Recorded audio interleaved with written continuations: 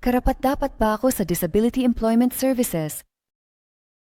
Ang Disability Employment Services o DIES ay sumusuporta sa mga Australiano na may kapansanan, pinsala o kondisyon sa kalusugan.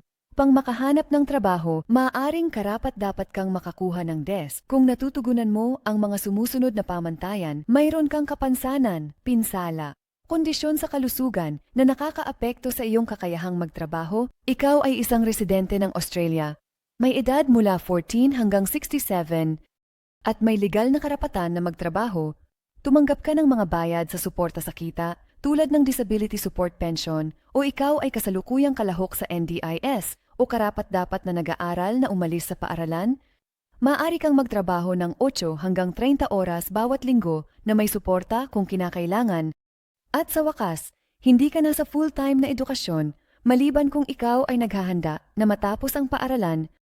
Sa APM, ang layunin namin ay tulungan kang makakuha, hindi lang ng kahit anong trabaho, kundi ang tamang trabaho para sa iyo.